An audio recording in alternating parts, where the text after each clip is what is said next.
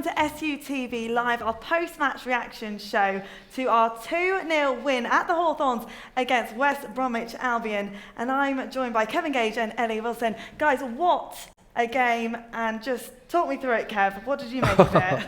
The whole game. It's hard. It's very hard. Initial reactions to that. Well, obviously, I'm absolutely delighted. I'll be quite frank. I didn't see that coming. I thought West Brom would be far more of a test for us than they actually were. They were quite poor, I thought. But in everything they threw at us, we coped quite easily. You know, there was a really good all-round defensive performance, not just from the defenders, but the midfield, the strikers were chasing people down. And we, as I say, we coped with everything West Brom threw at us, and then some real bits of quality. The only kind of real quality shown in the whole afternoon was from our front players, and we got the goals because of it. Like you touched on there, West Bromwich Albion under new manager for this game, their first one out, Carlos Corberán. We weren't sure what to expect, Ellie, but we were really pleased to come away with 3 points. Yeah, like Kev said, I don't think they really caused us any problems. First sort of 15 minutes, I think United's pressure was better, but you could tell that West Brom had come out to try and prove a point. But after that, they were sort of resulting to long balls, long throws, shots from distance, which we'll take that all day. And it was really pleasing to see that United's defending in and around the box was a lot better than it has been in recent weeks. So that's something else that we can take, as credit from the game. Yeah, we looked really solid, a really solid defensive unit, weren't we? In comparison to maybe how we've played recently. Yeah, we've been shipping a few goals recently, which is so unlike us. But we were so strong at the back. We got tackles in, we got blocks in. Not that we were under enormous amounts of pressure, because we were that good defensively that we were pressing high up the pitch and we were intercepting, and the centre halves were getting challenges in on the halfway line and not letting them build any attacks. And then when West Brom did get wide and get decent crosses in, or had the half chances, we always seemed to have a body in the way, or we were making contact with the attackers and not letting them get free, easy chances. So all round the pitch, really good, solid display. I think summed up probably by Osborne, who looked like he was going to have a torrid afternoon, because in the first few minutes, Matt Phillips was just running him down that right-hand side. And I thought, oh, here we go, we're going to be up against it here. But he just dug in and he kept just doing his job. He kept ratting at Phillips and got in some great blocks, some great tackles, some great interceptions. And Phillips was kind of nullified towards the end. So that epitomised the whole Sheffield United performance. Just a really good, strong, professional performance today. And there were some moments of real brilliance, not just defensively, but Ollie McBurney and Iliman Ndiaye, they're both our joint top goal scorers. Both got one in the back of the net. First one from Iliman Ndiaye. Ellie, just talk us through that one.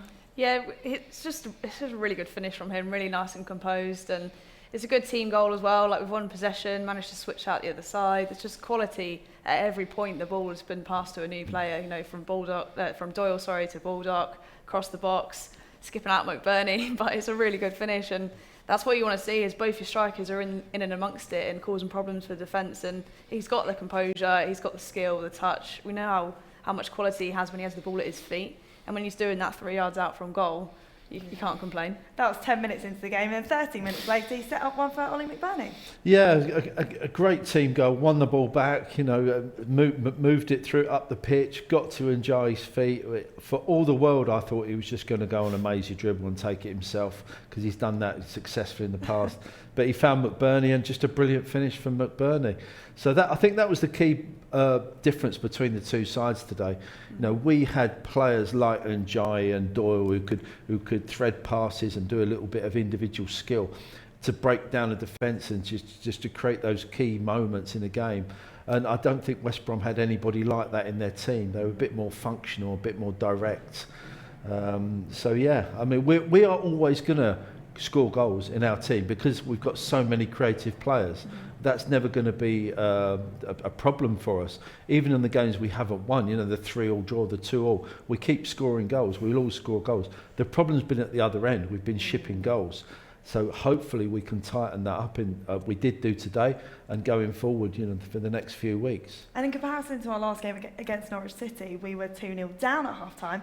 Felt really good to be 2-0 up at half-time this week. Yeah, I had a good feeling about the game, and I think it's just about how quickly you start, how alert you are to it, and you know, Sheffield United, they know that they need to turn the form around, and we knew we've got a strong team out, but when you start a game like last week and you concede so early on, it kind of just sets the mark, and you just think we need to react better to that, and they've made that change. They've come out of the blocks, they've put high pressure on West Brom. You could see the energy. I think Njai and McBurney were pressing them like on the edge of their 18 pretty early on, and it's pushed West Brom back into their half and just said, you know what, ask us the question because we're coming after you, and we've done that. West Brom, they didn't drop their heads at all. They stayed in the game, Kev. Well, they were always going to do that. I mean, as you say, we were expecting a new manager bounce. Yeah. We didn't really get that from West Brom. They never really got ahead of steam up. They had a bit of possession, didn't they? And they had one or two passes and one or two crosses, but they're the home side and they're nearly at the bottom of the league, and they've got a new manager on the touchline. You'd expect them to give it a real go. And I think the way we approached the game and the way we set out, and we were so professional and so solid, I don't think we ever let them really get on top of us at any stage. Had one or two opportunities, but we always seemed to be, you know, in a bit of control, to be honest. Do you think they were just running out of ideas? I genuinely think so. As I said earlier, I don't think they had any kind of creative spark.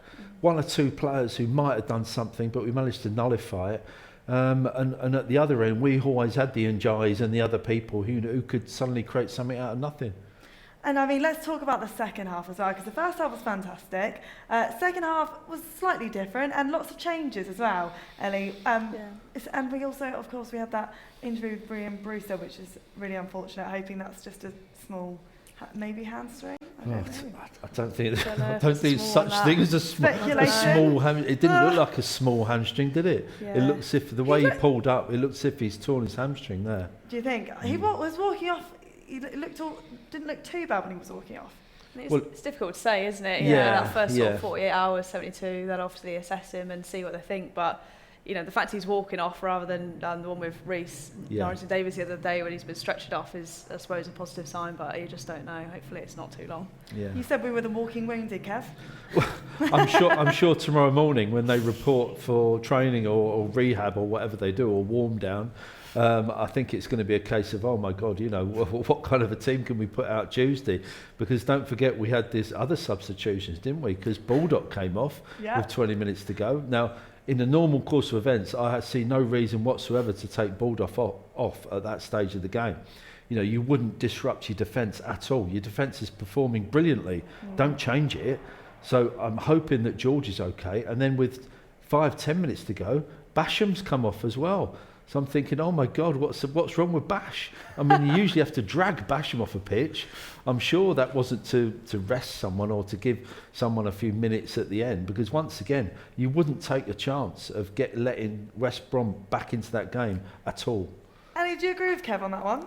It's like we won't know until we speak to Hecky after the game, but I hope they're not injuries, obviously, and with the nature of the changes, they weren't straight swaps, so you kind of wonder, have we had to accommodate a little niggle or something that we're being aware of, which completely makes sense given the injury situation. But I just wonder whether with Stevens coming back in particular, you know, do you give a player 5-10 minutes at the end? I think like when you've been out for a long time, that 5-10 minutes can set you up for the next game. So I'm trying to look on the positive side. I get where you're coming from, but my position would be, let's just say Stevens comes on and West Brom, for no fault of Stevens, West Brom get a goal back. Yeah. And all of a sudden we're 2-1, there's 10 minutes to go and they're throwing everything at us. I don't see any reason to disrupt the defence that has performed so well for 70 odd minutes, you know. Yeah. And if we, heaven forbid, had they equalised and got to 2-2, Hecky's made them changes for no reason whatsoever other than giving people a few minutes at the end. You're thinking, what are you doing? Yeah. You know, it's a big risk to take. But good to get 3 points under our belt because we do have some big fixtures coming up. Let's actually just take a look at the 4 we've got before the World Cup break. So we're up against Bristol City. That's on Tuesday. Then we've got that big fixture against Burnley. They're, of course, top of the table at the moment. That's 5th of November. Then another home game against Rotherham on Tuesday the 8th. And Cardiff, our final game before the World Cup. That's on Saturday the 12th. Do make sure to visit us back on in the studio, SUTV Live, where you can catch all the coverage there. I mean, are you looking forward to those games, especially the one against Burnley? That's going to be a real test, isn't it? Yeah, the 2 home games would be fabulous. Burnley, they'll bring a load of support and that'll be a tough one. But Rotherham, I mean, local derby as well. So, and it's a Tuesday night, and Tuesday nights down here are fantastic evening matches. So yeah, really looking forward to those games. And this win today just sets us up beautifully to go down to Bristol. It's going to be difficult if we pack with a patched up side, but you know, it does set us up fantastically well for this little stretch of games, and then we can all breathe a sigh of relief, watch England win the World Cup, Fingers and crossed. come back in December. Oh, wouldn't that be lovely? And have a little Christmas and keep winning games. That's what we want. Do you think, I mean, getting back to winning ways, that was really important for the Blades to get that 3 points today? Yeah, that's definitely, you know, really important, and it's great that they've managed to do that. There's loads of positives to take from the game as well, defensively and attacking wise. So yeah, really good performance. They can be proud of it, and hopefully we'll take it into next week. Yeah, more of the same, please. That would be nice. And it's been an absolute pleasure being with you all today and having you guys alongside me. Thank you so much. Ellie, good luck against Birmingham City tomorrow. Great to have you in studio. Kevin, always good to be alongside you as well. Thank you so much for watching. We hope you have a lovely rest of your day. And that's it from us here on SUTV Live.